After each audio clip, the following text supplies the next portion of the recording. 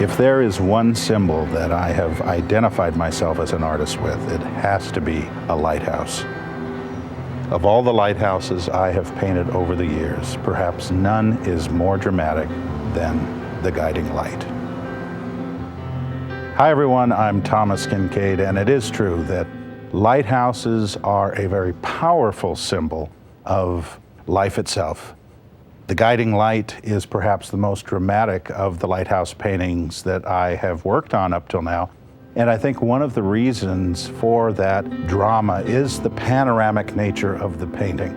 Of course, this longer format is very common. In fact, the epic landscape painters of the past, be it Albert Bierstadt, Frederick Church, and especially Thomas Moran, who were really the heroes of American art in the 19th century, pioneered the use of the panoramic format as a way of suggesting the vastness, the almost overwhelming sense of nature.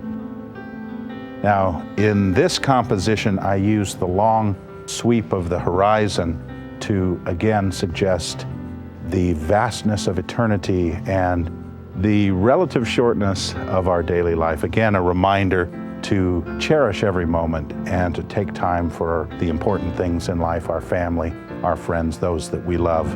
That really is the theme of the guiding light.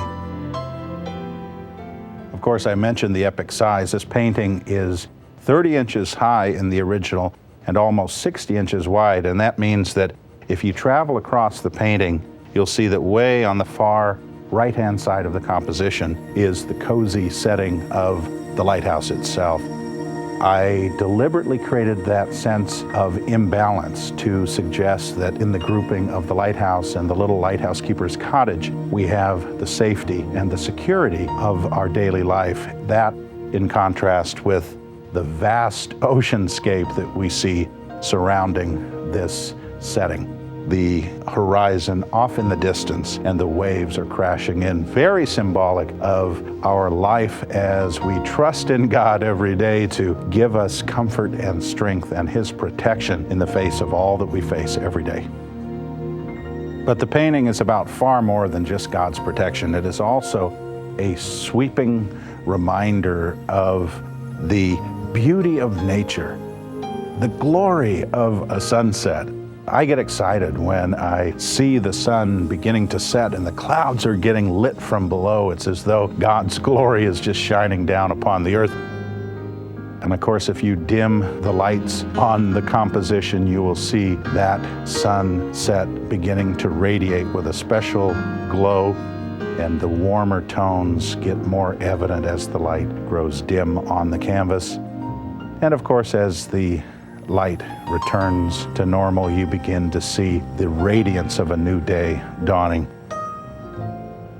People often ask me, could it also be sunrise or does it have to be sunset? And really, I leave that to your imagination. It is that time when the sun is at its most radiant, low on the horizon. It could be perhaps sunrise or sunset. And if you look closely, you will even see the subtle hint of rainbows surrounding the sunlight as it pours through the cloud. And I tried to create a subtlety to the colors of the rainbow as I added them in. It's always fun to paint the crashing waves, and of course in the guiding light I really went to town. I was able to craft a sense of billowy exploding breakers that you see in the center of the composition. And of course, out on the horizon, you see a lot of the waves that are hitting distant rocks. My wife, Nanette, actually came into the studio while I was painting and said that as she looked at that part of the painting, it was as though she was out in the waves and could almost feel the rocking of the waves. Because of the vastness of the composition, I wanted to include some very cozy little touches.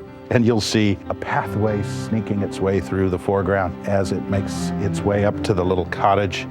I really enjoyed working on the architecture of the cottage itself, creating those little touches of detail that make the cottage seem so unique.